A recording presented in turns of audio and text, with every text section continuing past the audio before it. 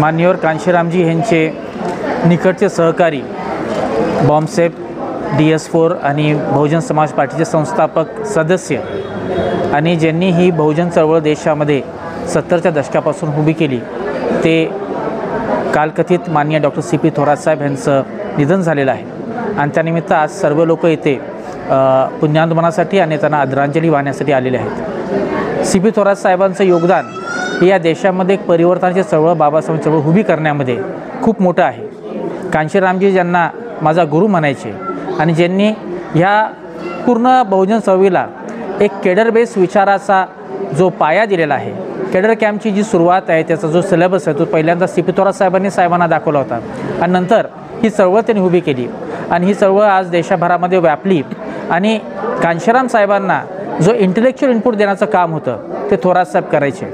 आज थोरात साहेब गेलेत आणि थोरात साहेब गेल्यामुळे आंबेडकर चळवळीला खूप मोठा एक लॉस झालेला आहे। फक्त आंबेडकर चळवळ नाही तर जागतिक बौद्ध चळवळीलाही खूप मोठे नुकसान झालेलं आहे, कारण की त्यांचा बौद्ध धर्माबद्दलचा व्यासंग आणि त्यांचा अभ्यास हा फार होता। बुद्ध आणि धम्मा ह्याच्यावरती त्याला तळटीपा देण्याचं काम पुणे विद्यापीठातील पाली विभाग करत होतं आणि त्याच्यामध्ये प्रमुख भूमिका ही CP थोरात साहेबांची होती। म्हणजे तुम्हाला माहिती असेल की बाबासाहेबांनी बुद्ध आणि धम्मा लिहिला त्याच्याबद्दल एक आक्षेप होता की त्याला तळटीपा नाही आहेत आणि म्हणून हे आंबेडकरांचे धम्मा आहे तर त्याला बाबासाहेबांनी कोणते संदर्भ वापरलेत हे संदर्भ देण्याचं काम एक खूप मोठा कार्यक्रम एक प्रोजेक्ट पाली विभाग चालू आहे, त्याच्यामध्ये CP थोरात साहेबांचं खूप मोठं योगदान होतं। साहेब गेल्यामुळे एक खूप मोठी पोकळी धम्म चळवळीमध्ये आणि बाबासाहेबांच्या आंबेडकर चळवळीमध्ये निर्माण झालेली आहे। बाबासाहेबांचं मिशन आपण पुढे चालवावं हीच त्यांना खूप मोठी आदरांजली राहील, याबद्दल मला निश्चितच विश्वास आहे। एक प्रश्न CP थोरात सरांचं लेखनाविषयी काय सांगू शकतो? साहेबांचं जे लेखन आहे ते फारच शार्प आणि विचार करणारं होतं। मुळातच परिस्थितीमध्ये जो प्रश्न आहे वरतीचा प्रश्न तो मनोवादी व्यवस्थेने कसा निर्माण केला आहे त्याची एक फार सुंदरपणे उलगडा करून दाखवण्याचं काम त्यांच्या लेखनात करायचे। फार सुलभ मराठी होतं। मी पूर्वी बोलल्यासारखं त्यांना संस्कृतमध्ये 100पैकी 100 मार्क भेटल्यामुळे जगन्नाथ संकर्ष स्कॉलरशिप त्यांना भेटली होती आणि मराठीमध्ये त्यांचं प्रभुत्व होतं, हिंदीवरती होतं, इंग्रजीवरती होतं आणि तिन्ही भाषेमध्ये चांगल्या प्रकारे लिखाण करायचे। कांशीराम साहेबांनी जे जर्नलिझम केलं त्याचा जो मोठा भाग आहे तो चालवण्यामध्ये पूर्वी CP थोरात साहेब, नंतर कुलदीप रामटेके साहेब आणि या बाकीच्या लोकांनी जे बाबा आंबेडकरी बहुजन पत्रकारिता केली, जी पत्रकारिता चालवण्याचं काम ह्या दोघांनी केलेलं आहे आणि त्यांनी खूप मोठं योगदान आंबेडकरी पत्रकारितेमध्ये आहे। एक शेवटचाच की CP थोरात सरांचं संघटन नंतर बॉम्बसेप संघटनेनंतर CP थोरात सरांनी अन्वेषणचं एक निर्मिती केली, आपण पण त्यासोबत होता। अन्वेषणच्या मार्फत त्यांचा उद्देश काय होता? अन्वीक्षणचा जो अर्थ ते सांगायचे ते म्हणजे अन्वीक्षकी अशोक म्हणायचा की समाज हा विचार करणार असला पाहिजे आणि आपला हा जो भारतीय समाज आहे हा विचार करत नाही, श्रद्धा ठेवतो, म्हणून तो विचार करणारा समाज निर्माण करण्यासाठी आम्ही त्रैमासिक अन्वेषण चालू केलं होतं आणि त्या दिशेने आम्ही काम करत होतो। ठीक आम्ही थोरात साहेबांच्या कार्यक्रमामध्ये तयार झालो आणि अशी सांगणारी खूप मोठी पिढी की 5 दिवसांचा कॅडर कॅम्प, 8 दिवसांचा कॅडर कॅम्प, नंतर मला वाटतं आता दिवसभराचा 8 दिवसाचा चालू असतो, पण त्या काळामध्ये 5-5 दिवस थोरात साहेब बोलणं आणि त्याच्यामध्ये आम्ही तयार झालो हे सांगणारे। पुण्यात आल्यानंतर थोरात साहेबांशी संपर्क आला, पुस्तक वाचलं, बाकी सगळ्या भागाला आम्ही अन्वीक्षण नावाचं त्रैमासिक चालू केलं। आणखी मग पुन्हा इथेही तरुणांना घेऊन काम करत होतो, त्यानिमित्त त्यांच्याशी खूप बोलणं व्हायचं, चळवळीबद्दल बोलणं व्हायचं आणि लक्षात यायचं की जेव्हा केव्हा BSP आणि कांशीरामचा इतिहास लिहिला जाईल तो थोरात साहेबांच्या उल्लेखाशिवाय अपूर्ण इतिहास राहणार आहे आणि थोरात साहेबांचा स्वतःचा एक इतिहास आहे। म्हणजे सर जगन्नाथ संकर्ष स्कॉलरशिप घेणारा हा व्यक्ती ज्याला संस्कृतमध्ये 100पैकी 100 मार्क पडले हे मला ते सांगायचे आणि केव्हा सांगायचे जेव्हा ते PhDला म्हणजे पाली डिपार्टमेंटला पहिले डिप्लोमा केला, मग MA केलं, मग PhD रजिस्टर केलं आणि त्याच्यामध्ये PhD केले, ते म्हणायचे मला जगन्नाथ संकर्ष स्कॉलरशिप भेटली। तर ही गोष्ट प्रेरणा देणारी, ही गोष्ट आपल्याला इतिहासाचं नवं आकलन देणारी, म्हणजे बाबासाहेबांचं बुद्ध आणि धम्म सगळ्यांनी वाचलंय, आपल्याकडे वर्षावासमध्ये पारायण होतं, त्याच्यात ते सांगायचं की बाबासाहेब म्हणतात की धम्म हा मूळतः सामाजिक आहे, Dhamma is essentially social in nature. हा जो भाग आहे बाबासाहेबांच्या सगळ्या गोष्टींमधला एक महत्त्वपूर्ण मुद्दा जो चळवळीला परिवर्तन करेल। कांशीरामजी आणि थोरात साहेब दोघेही खरं म्हणजे तर BSCचे विद्यार्थी आणि तुम्हाला माहिती सायन्सच्या विद्यार्थ्यांचं असं त्यांना सोशल सायन्स बद्दल काही घेणं देणं नाही आणि ह्या दोघं लोकांनी सायन्सची मेथोडॉलॉजी समाजासाठी आणली आणि व्यवस्था परिवर्तन जे आहे हे वैज्ञानिक दृष्ट्या करू शकतो ह्याचा भरोसा सर्वांपर्यंत कोणी दिला असेल त्या दोघांनी आपल्याला दिला.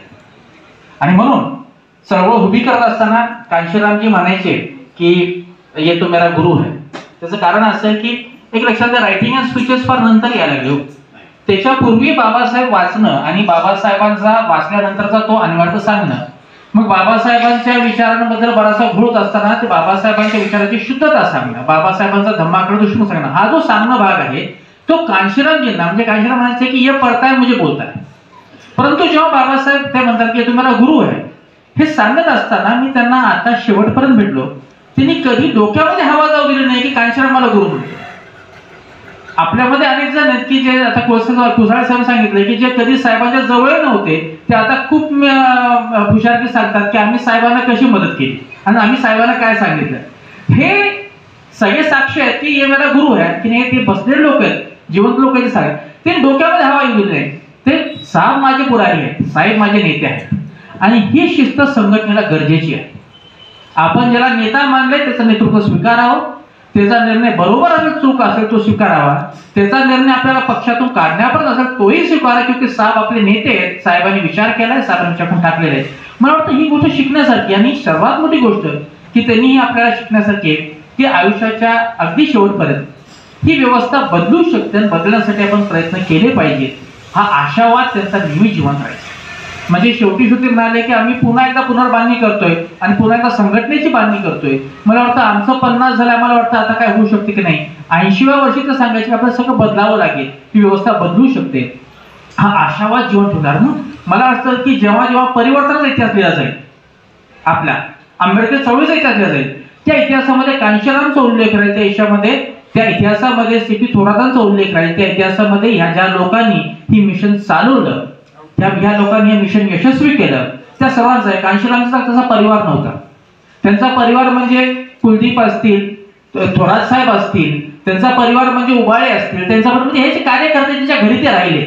आणि मग ते सांगतात की कांशीरामजी पहिल्यांदा जेव्हा यायचे भाषणाची त्यांची जी तालीम आहे ती त्यांच्या घरी तालीमच्या घरी व्हायची. आणि जेव्हा साहेब बोलायचे म्हणजे साहेब आप जो बात कर रहे हो लोगों को समझ में नहीं आएगी, अवघड बोलता तुम्ही सोपं बोला. म्हणजे ह्या ज्या त्यांच्या मैत्रीपूर्ण गोष्टी आहेत ह्या सगळ्या गोष्टी त्यांनी सांगितल्या, त्यांनी लिहून ठेवलेल्या आहेत. पण एक गोष्ट आपण घेतलं पाहिजे की आपली कमिटमेंट ही आंबेडकरिझम सोबत आहे. आपली कमिटमेंट ही व्यवस्था परिवर्तनाच्या विचाराशी आहे. आणि आज त्यांना पुण्यानुमोदनाच्या कार्यक्रमामध्ये पुण्यानुमोदनाचा आपला अर्थच असतो की जे पुण्य अर्चित केलेलं आहे ते अर्चित पुण्य आपण जे अर्चित पुण्य आहे ते आपण त्याच्याबद्दल आपण आता व्यक्त व्हावं. त्यानिमित्ताने आपण एवढंच करूया की आपण आंबेडकरवादाशी प्रामाणिक राहूया. एवढं जरी आपण आज निर्धार करून इथून गेलो तर मला वाटतं की त्यांना खरी श्रद्धांजली राहणार आहे. कारण की मी असं बघितलेलं आहे की आज बीएसपीतून काढलं तर बीआरएसपीत जायचं आणि बीआरएसपीतून काढलं की शिवसेनेत जायचं, असा जो सगळा भाग आहे जो म्हणजे एक शेवटचं सांगतो जे आणि थांबतो. आणि जर साहेबांचा मुद्दा तर नेहमी सांगायचे तर म्हणायचे की इन लोगों के लिए पॉलिटिक्स ये प्रोफेशन है, हमारे पॉलिटिक्स ये मिशन है. मला वाटतं राजकारण हे व्यवस्था परिवर्तन मिशन आहे. ही जी जाणीव आम्हाला करून दिली बाबासाहेबांनी, कांशीराम साहेबांनी आणि थोरात साहेबांनी, याच्याशी आपण प्रामाणिक राहूया आणि हीच त्यांना खरी श्रद्धांजली असेल. थोरात परिवर्तनाच्या दुःखामध्ये आम्ही सगळे सहभागी आहोत. जय भीम, जय भारत.